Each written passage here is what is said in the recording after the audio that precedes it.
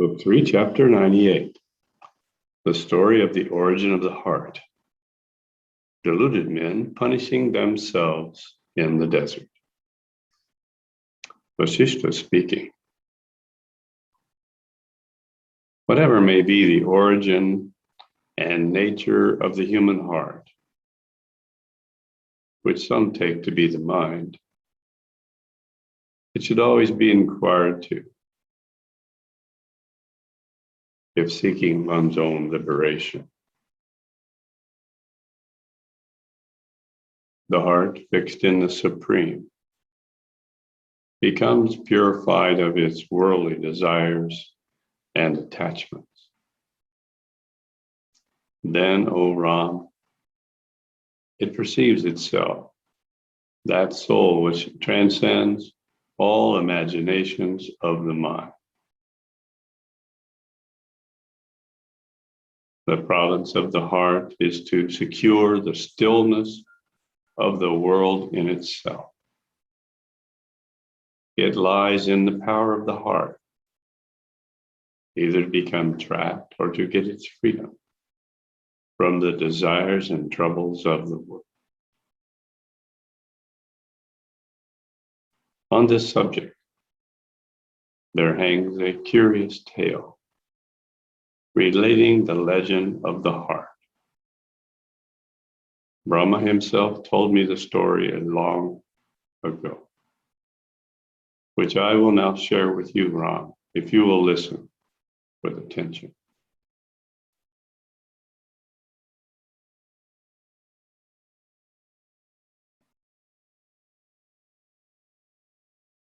There is a long, open and dreary desert named Ramatavi that was quite still and solitary and without an inhabitant. It was so vast that a pace in it was equal to a league.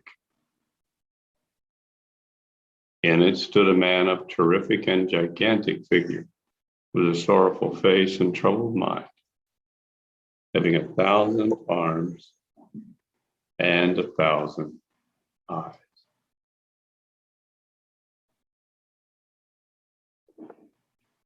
He held many clubs and maces in his many arms, and he was using them to strike his own back and breast, then running away in this direction and that. Having struck himself fast and hard with his own hands, he fled 100 leagues for fear someone was laying a hold of him.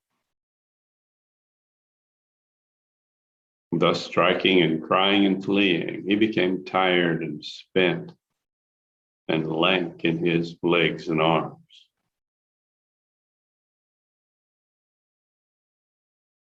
He fell flat with his languid limbs in a large blind pit. Amidst the deep gloom of a dark night and in the depth of a dire dark cave. After a long time, he scrambled out of the pit with difficulty. And again,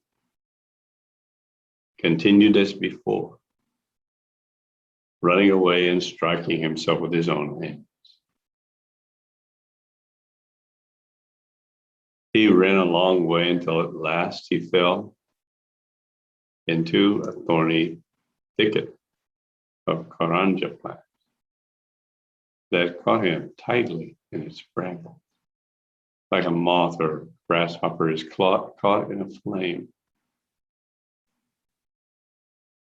With much difficulty, he extricated himself from the prickles of the karanja thickets and began to beat himself as before, and ran in his wanton course as usual. Having gone a great way off from that plain, he arrived at a grove of plantain trees under cooling moonbeam, where he sat for a while with a smiling face. Then he left the plantain grove and went running and beat himself in the usual way. Going again in a great way in his hurry and being exhausted in all his limbs and his whole body. He fell down again in a great and darksome ditch. Raising from the ditch, he entered a plantain forest. And coming out from that spot, he fell into another ditch. Then in another karanja thicket. Thus he was falling into one ditch after rising from thorny bushes and repeatedly beating himself and crying in secret.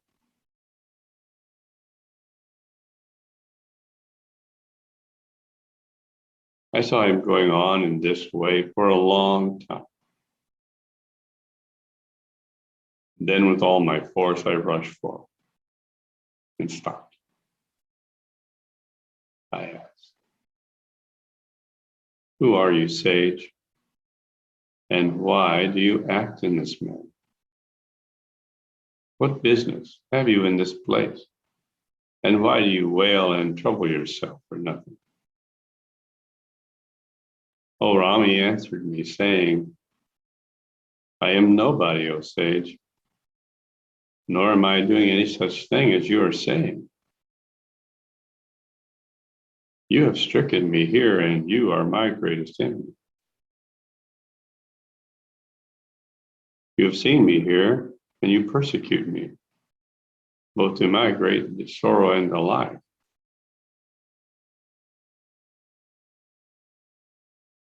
Saying so, he looked sorrowfully at his bruised body and limbs, then cried aloud and wept a flood of tears that felt like a shower of rain on the forest ground. After a short while, he ceased weeping. Then, looking at his limbs, he laughed and cried aloud in his joy. After laughter and loud shouts were over, hear, O Rama, what the man did before me. He began to tear off and separate the members of his big body and cast them away on all sides. He first let his big head fall, then his arms, and afterward his breast and belly also. Thus the man, having cut off the parts of his body one after another, was now ready to remove himself elsewhere with only his legs by the decree of his destiny. After he had gone, another man appeared to my sight. He had the same form and figure as the previous one, and striking his own body like the other, he kept running with his big legs and outstretched stout arms until he fell into the pit, from where he rose again and resumed his flight as before. He fell into a pot, then rose and ran with his body ringing with pain. He fell again in hidden caves, then moved to the cooling shade of forest trees. For some time, and to my horror and surprise, I watched him now ailing, now regaling, and now torturing himself with his own hands. I stopped him and asked what he was doing, to which he answered by returning to crying and laughing by turns. Finding at last his body and limbs losing their strength, he thought upon the power of destiny and the state of human law, and was prepared to depart.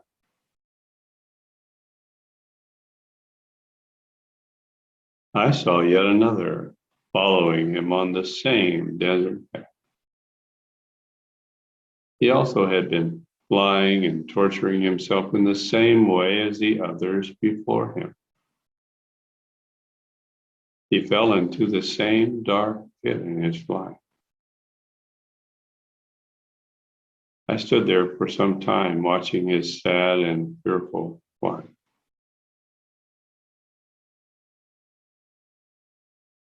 Finding after a long time that this wretched man was not climbing out of the pit, I advanced to help him up when I saw another man following his footsteps. Seeing him to be of the same form and hastening to his impending fall in the doleful pit, I ran to stop him with the same question I had asked the others before.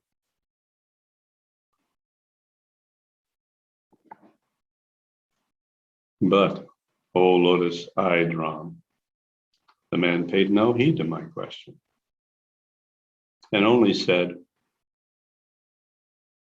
"You must be a fool to know nothing of me, you wicked Brahmin," he said to me, and then went on his course. I kept wandering in that dreadful desert in my own way. I saw many such men coming one after the other to their unavoidable ruin. Though I addressed each and every one of them, yet they softly glided away by me like phantoms in a dream. Some of them gave no heed to what I said. Like a man pays no attention to a dead body. Some among the pit fallen had the good fortune of rising again. Some were unable to get out of the plantain grove for a long while, and others were lost forever in the thorns and thistles of Karanja thicket. There were some pious persons among them who had no place for their homes, even though that great desert was so very extensive, as I have told you already. This vast desert still exists, together with these sorts of men in it. That place is well known to you, Ram, as the common range of mankind. Do you remember it now, with all the culture of your mind from early youth? Oh, that dreadful desert is this world, filled with thorns and dangers on all sides. It is a dark desert amid a thick spread darkness. Nobody who comes here finds peace and quiet in his heart, except those who have acquired divine knowledge, which makes it a rose garden.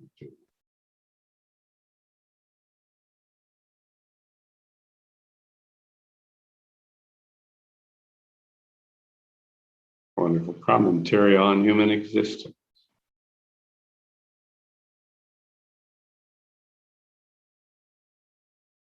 As human beings spend life after life after life after life after life after life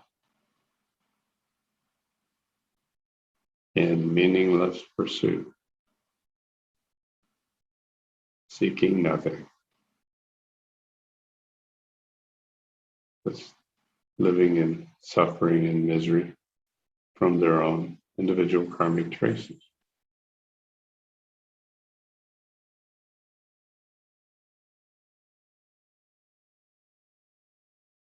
unable to find any way out except for those who have acquired divine knowledge. It's almost as if by accident, it's not, of course, but it's as if by accident that we find the silent witness. And then what? Everything changes.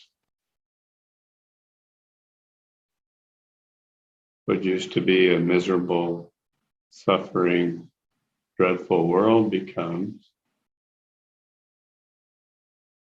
quite a beautiful place.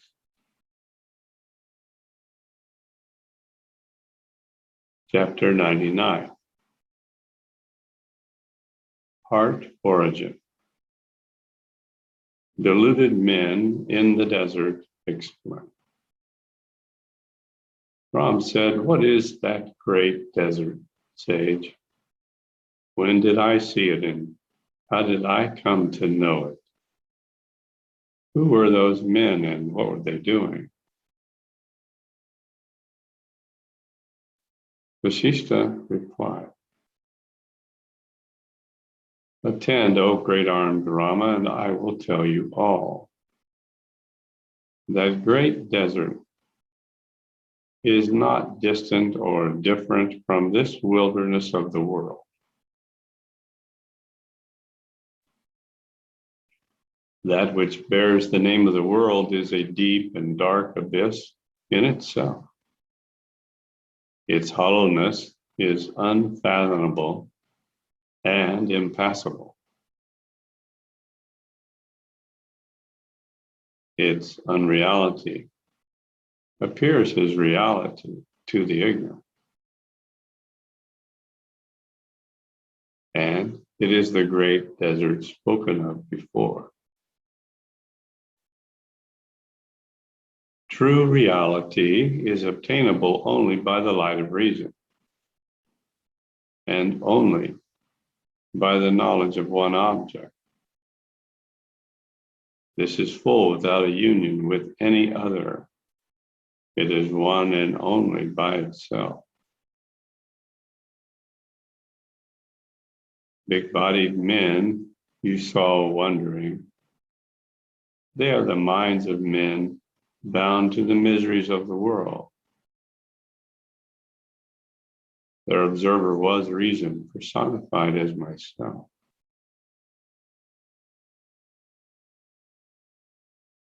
Only I, by my guiding reason, and no other person could discern the folly of their mind. It is my business to awaken drowsy minds to the light of reason.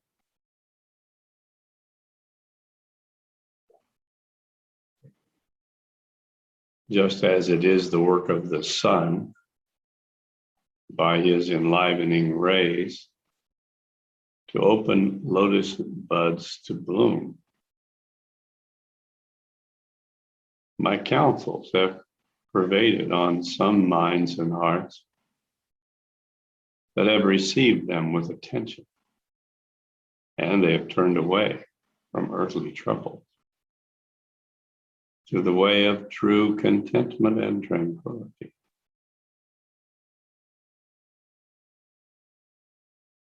But there were others who paid no attention to my lectures because of their great ignorance. They fell down into the pit after I scolded them with reproofs and rebukes. Those deep and dark pits were no other than the pits of hell. The plantain groves that I described were the Nandana gardens of paradise.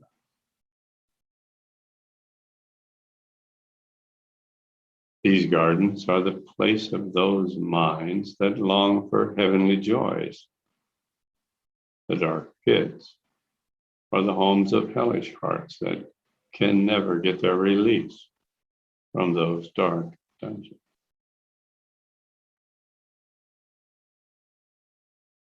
Those who, having once entered the plantain grove and never come out, are the minds of the virtuous, filled with all their virtue. Those who fell into Karanja thickets and were unable to extricate themselves from the thorns are the minds of men entangled in the snares of the world. But some minds that were enlightened with the knowledge of truth got released from the snares. But the unenlightened are bound to repeat reincarnation. Souls subject to rebirth have their repeated rises and falls from higher to lower births, and likewise vice versa. A thick thicket of Karanja branches, brambles, represents the bonds of conjugal and family relations. They are the source of various human desires that spring up of all other sorrows, difficulties, and dangers. Minds stuck in the Karanja branches resemble the bonds of conjugal, are repeatedly born in human bodies and repeatedly entangled in domestic attachments, from which all other animals are quite free.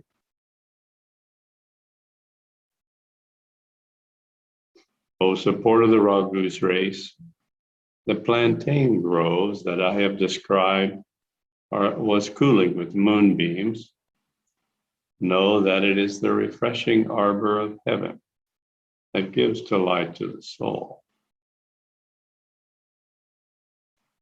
Those persons are placed here who have their bodies filled with virtuous deeds and edified by persevering tapas and austerity,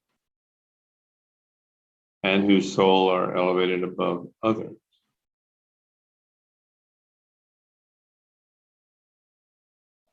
Those ignorant, thoughtless, and unmindful men who slighted my advice were themselves slighted by their own minds, which were deprived of the knowledge of their own souls and of their reason.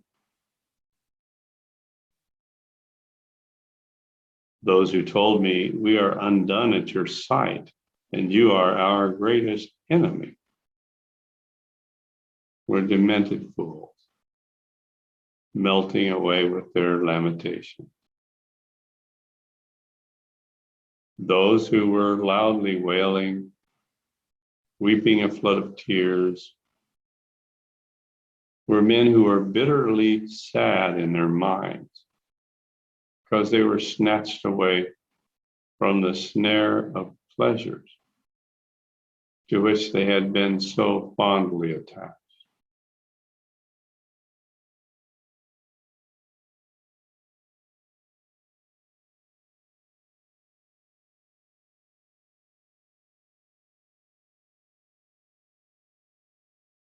We have a question. What are cooling moonbeams?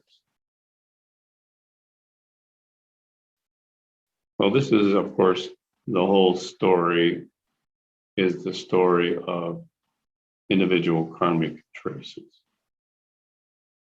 And we know from our Jyotish that they're experienced in two ways.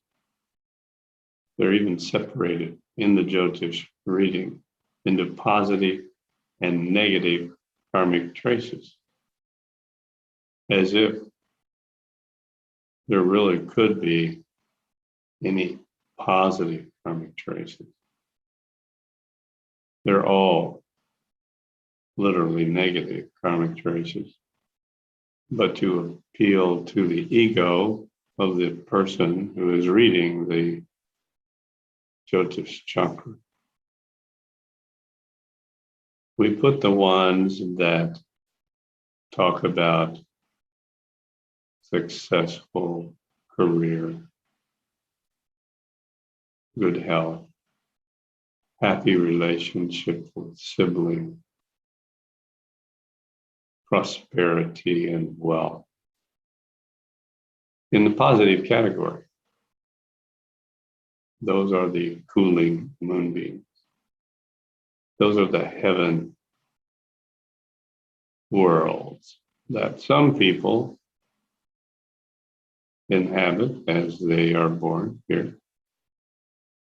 I have seen Jyotish charts in which there is almost no negative karma.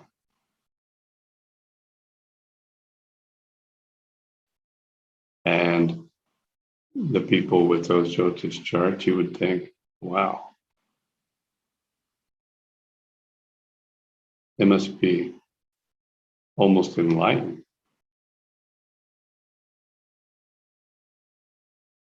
They do have some pressure or some tendency in their individual karmic traces for pursuing enlightenment. But in general, they are just happy and contented people living in the world, surrounded by loving acquaintances, friends, and family. And basically just wasting yet another human life on the happy side of individual karmic traces. When someone is born with almost no negative karmic traces, then they don't feel the pain and suffering of human existence. And the question doesn't arise in their minds, how do I get out of this? Is this life? Must I always live in this horrible existence? Is there really nothing more to life than this? They don't have those questions come up in their minds. And so actually they're rather disadvantaged. And they just waste an entire human life achieving no appreciable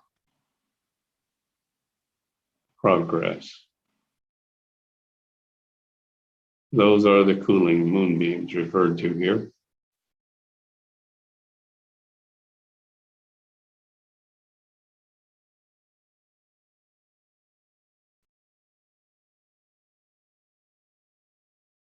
Continuing with verse 23. Those having a little sense and reason, but not arriving to the pure knowledge of God, bitterly complained in their hearts for being forced to give up their fond enjoyments of life. Those who came to their understanding wept over the pains they have inflicted on their bodies for the support of their families, and were grieved in their minds to leave behind the objects of their care for whom they had taken such pains.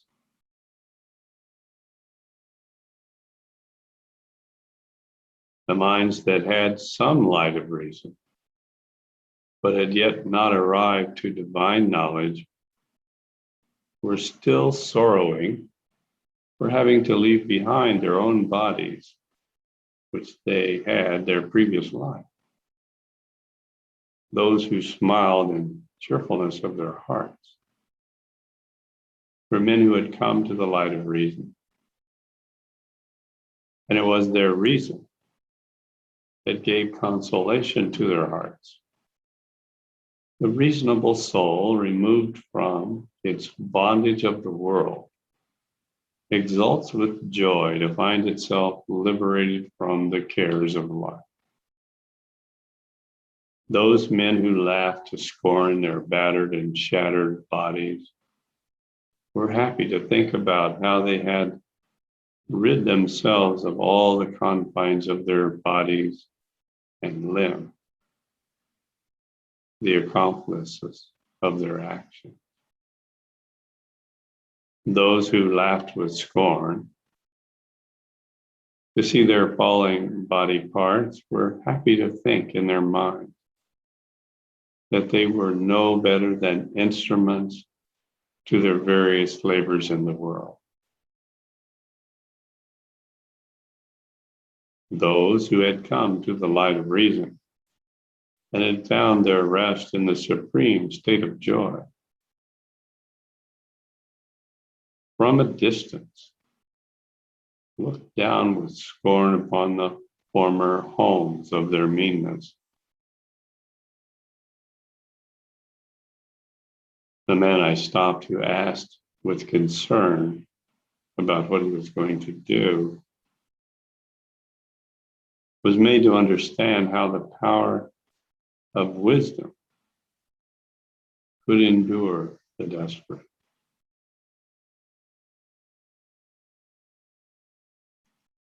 The weakened limbs that gradually disappeared from sight meant the subjection of the new members of the body to the control of the mind, which is freed from its corruption by riches.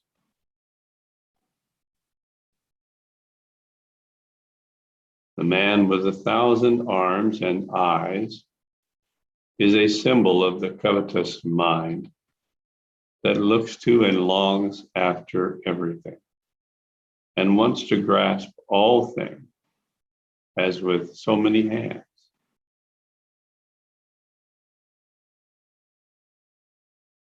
The man striking himself with his blows symbolize the torments that a man inflicts on his own mind by the strokes of his anxieties and cares. The man running away, striking large blows upon his body, signified how the mind runs all about, being lashed at every moment by the strokes of his unsatisfied desires. The man who inflicts himself with his own desires then flies this way and that, signifies his foolhardiness to hunt after everything and be a runaway from himself.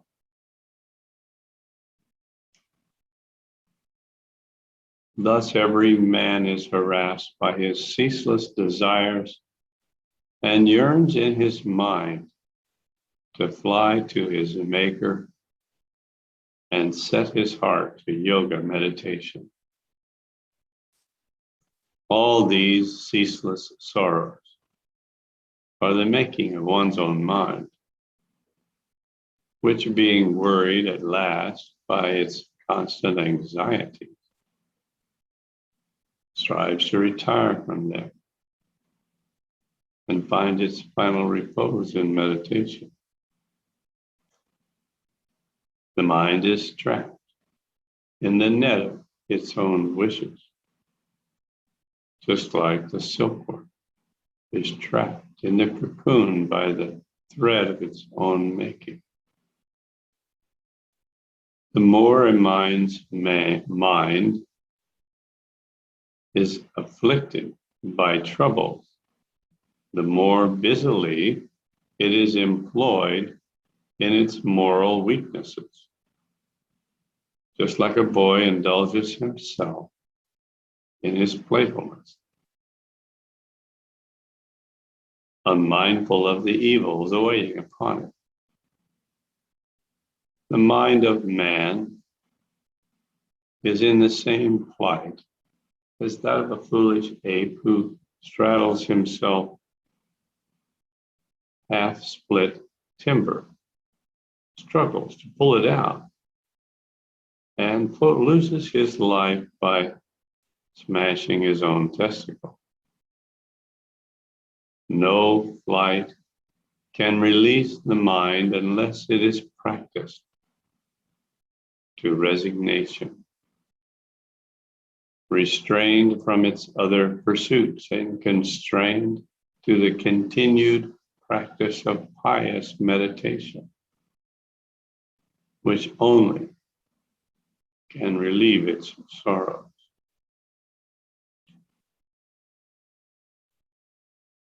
The mind's misjudgments cause accumulated sorrows that increase in height like the peak of a mount. It is the government of the mind that melts our sorrow, like hoarfrost under sunbeam.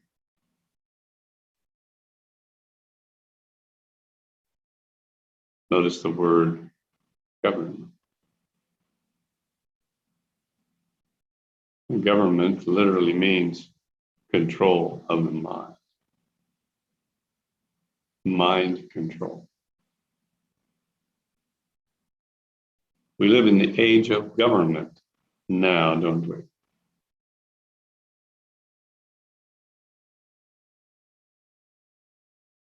Government is always there, harassing, and occasionally rewarding the people. More and more harassing, less and less rewarding. And the people just put up with it.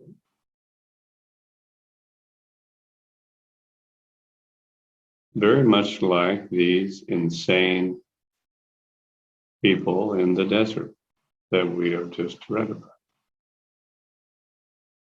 Look around. It is ridiculous what people are allowing others to do to them. They're allowing someone to force them to wear a mask over their face.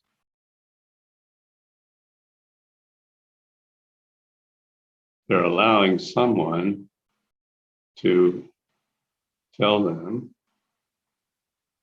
they must inject themselves with poison if they want to be normal. Think about it. It is the most ludicrous thing possible. And quite a lot of people just go along with it.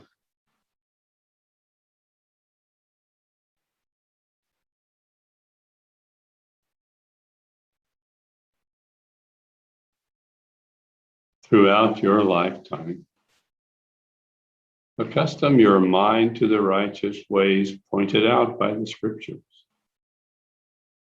Restrain your appetites, govern your passions, and observe the silence of holy saints and sages.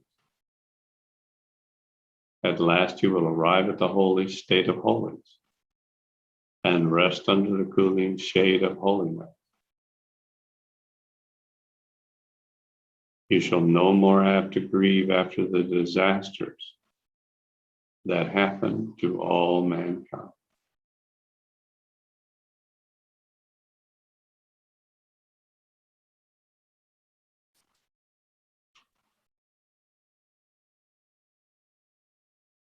Chapter 100, Healing the Heart, all within God, no bondage or liberation. The Shishta continued. I have told you how the mind originates from the essence of the Supreme Being. It is of the same kind and yet not the same with its source, but like the waves and waters of the sea. The minds of the enlightened are not different from the divine mind, because those who have knowledge of the community of waters Do not regard the waves as different from the waters of the sea. The minds of the unenlightened are the causes of their error, because those not knowing the common property of water find a difference between waves and the sea. For the instruction of the unlearned, it is necessary to teach them about the relationship between significant words and their meaning. The Supreme Brahman is omnipotent, full and perfect and without decay forever.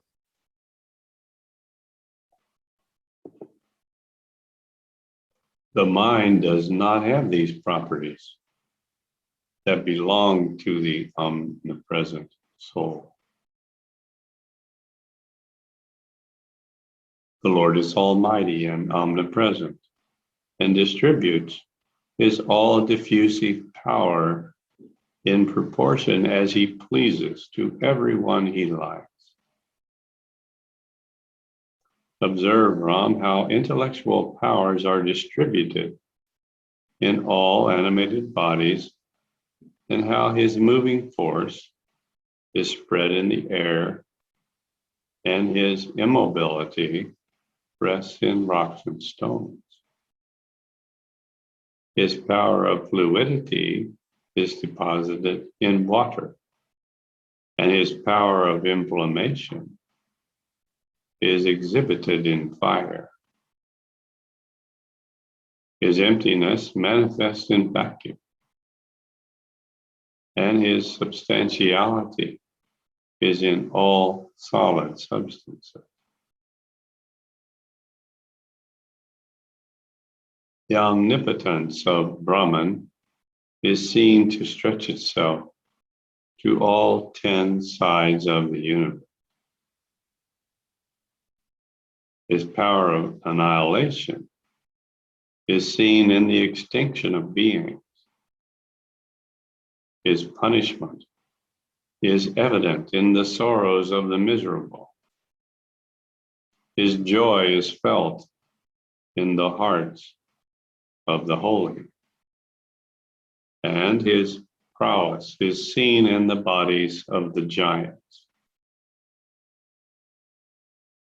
His creative power is known in the works of his creation, and his power of destruction is displayed in the desolation of the world at the end of the great Kalpa age. Everything is situated in Brahman, just as the tree is contained in the seed of the same kind, and afterward develops in its roots and sprouts, leaves and branches, and finally its flowers and fruit. The power called the living principle is a reflection of God.